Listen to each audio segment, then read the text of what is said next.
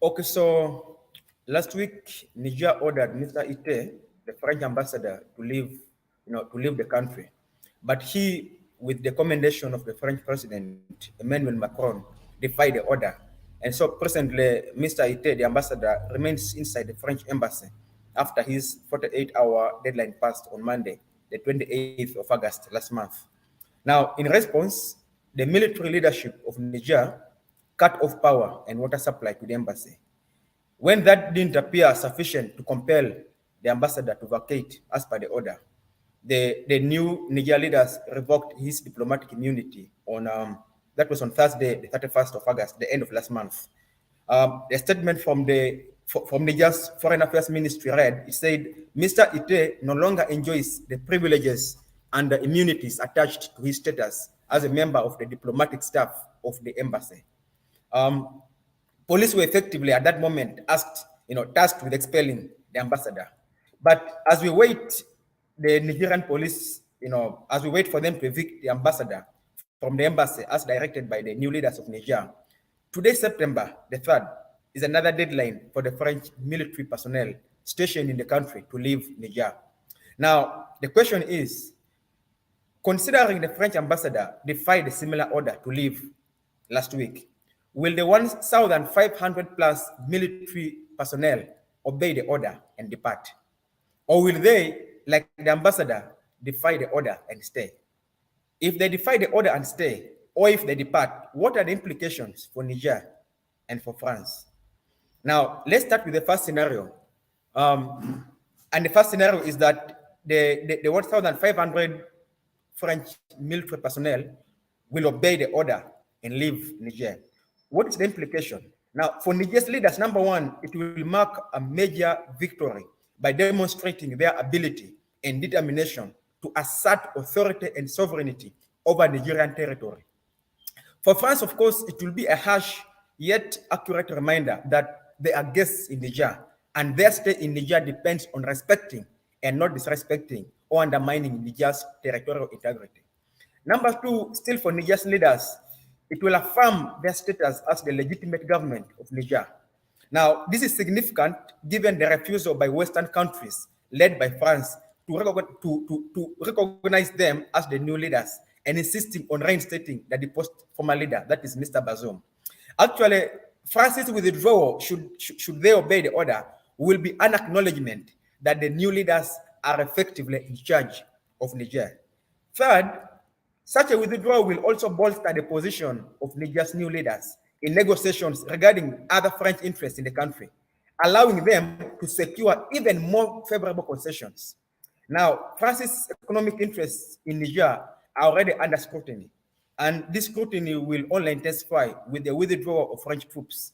Now, while, of course, Niger may not seek an immediate end to French economic interests in the country, it is likely, for me, in my opinion, to demand renegotiations to prioritize Niger's interests.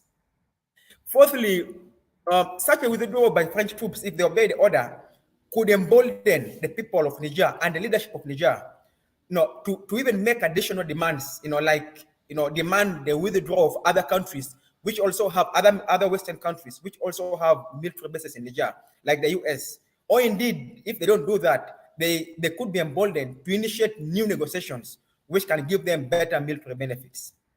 That, for me, is the implications of France, obeying the order and withdrawing their soldiers. Now, the second scenario is that, which I think for me is going to happen, is that French troops could actually defy the order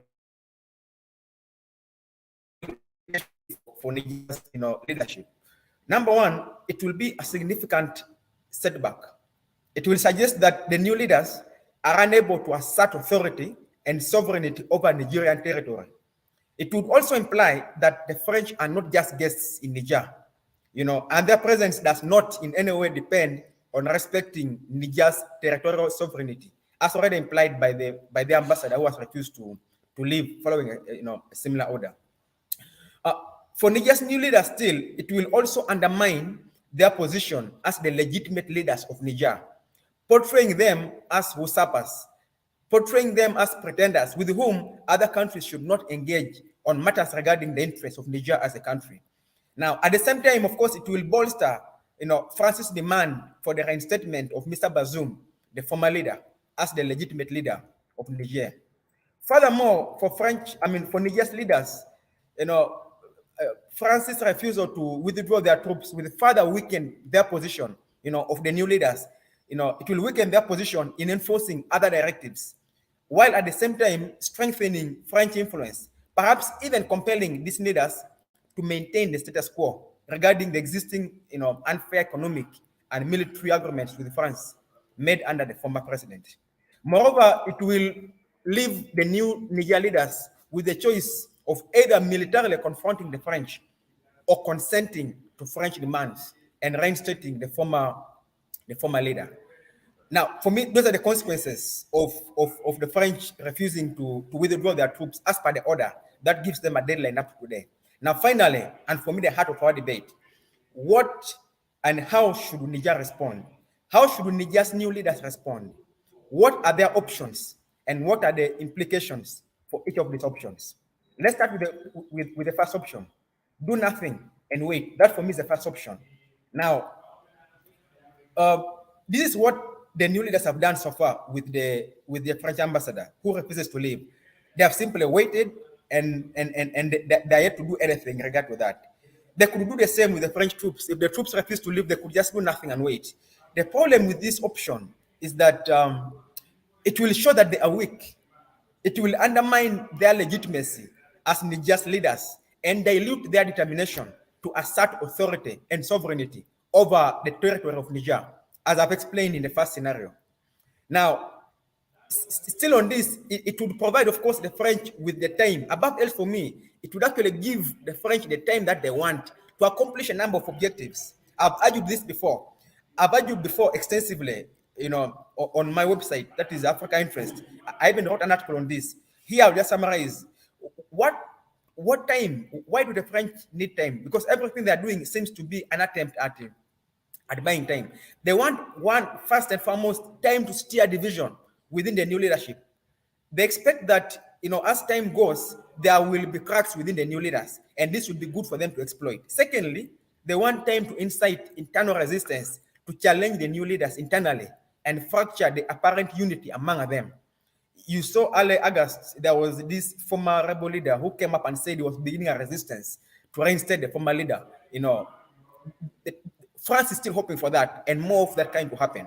Now, third, they also want time, to mobilize terrorists to attack and undermine the ability of the current leaders to safeguard Niger as a country, and therefore justify the necessity of French troop presence remaining in Niger. Yesterday, I was reading an article by France 24, and they said that terrorist attacks in Niger are increasing.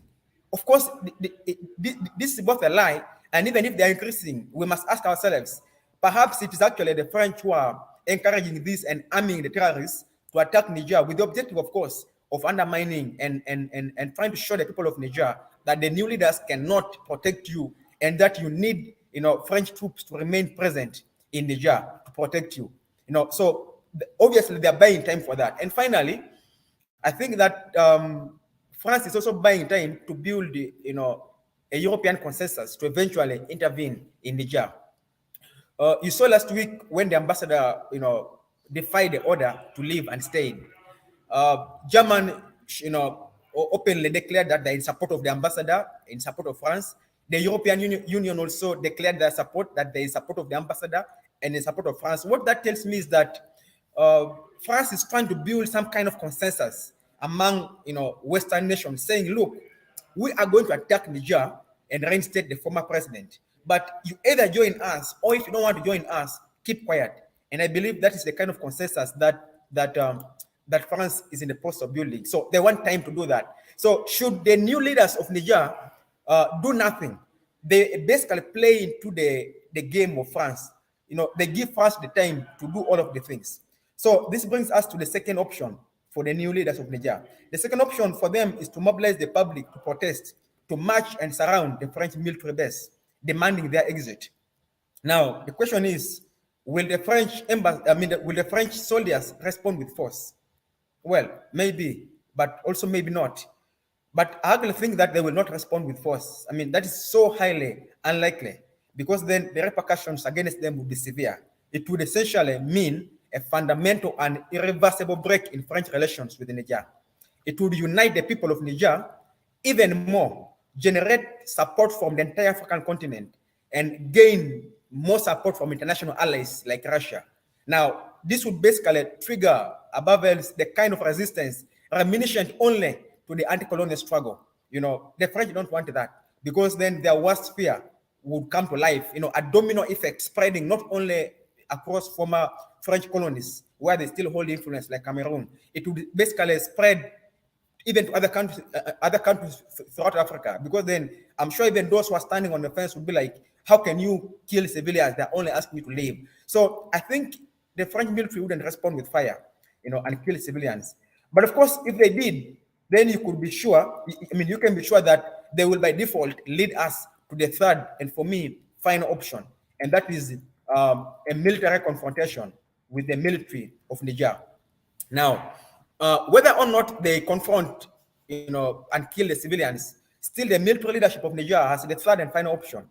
That is to confront the French military and attack them by force, to try and force them out. This would entail attacking the French military base, attacking the French military installations, and essentially targeting all French military interests across the country. In such a confrontation, of course, Niger would certainly outmatch the 1,500 plus French military personnel. They would defeat them. Now, this fact, of course, is not lost, on the French. So it makes one wonder that if the French, fully aware of this fact, still defy the order and refuse to leave, what would be their objective?